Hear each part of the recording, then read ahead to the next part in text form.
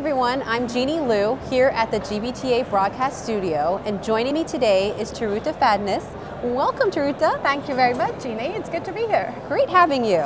So earlier this year, Avito launched its industry forecast. Yes. Can you tell us a little bit about this forecast? Absolutely. So it's a forecast that we do every year. We look at the demand trends and the supply trends, and we forecast changes to pricing for air and hotel meetings for the next year. We do that in September every year. That's our annual forecast for the following year. And then we update it every quarter, just taking into account whatever is going on in the world around us. Great. So speaking about what's going on around the world around us, so I think the biggest thing we're hearing right now is all this uncertainty on what's happening. So how does the forecast kind of address that? That's a good question. You know, forecasts are funny. I mean, they're always all about uncertainty, and you have to take uncertainty into account every single year.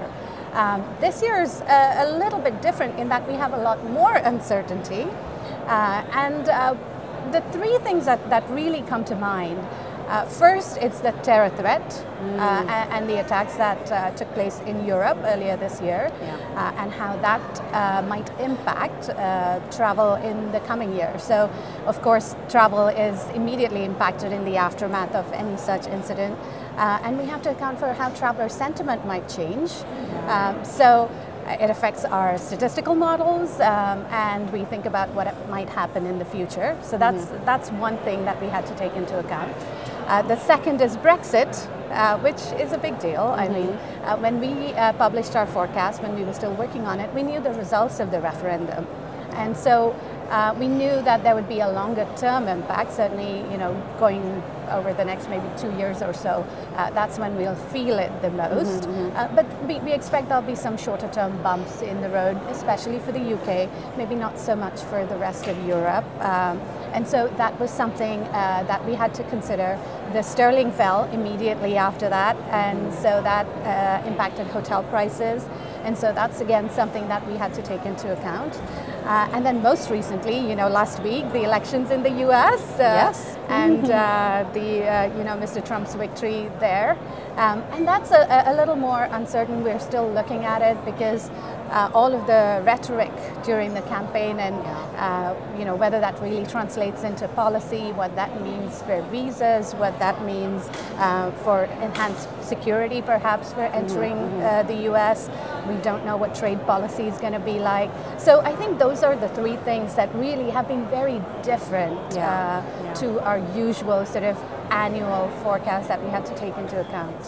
Lots of great insights in this forecast. So what would be, if you had to sum it up for travel professionals, what would you say are the main takeaways? That's a difficult one. You're asking hard questions now.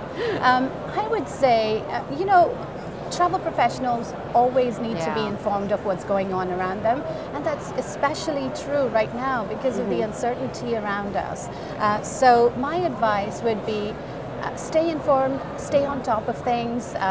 Our industry forecast we update every 3 months, and we're looking at things around us. We're changing that forecast. We are talking about the implications for travel programs. So the one piece of advice I would give them is keep yourselves informed of what's going on and how those things might impact your travel program. Read the Avito industry forecast and the updates, and of course, I mean, everyone else that has this sort of information. GBTA does one too, I know. So that's the best advice I can give at this point. Great advice. Thank you so much for being here with us today. Thank you for having me. Thank you, everyone.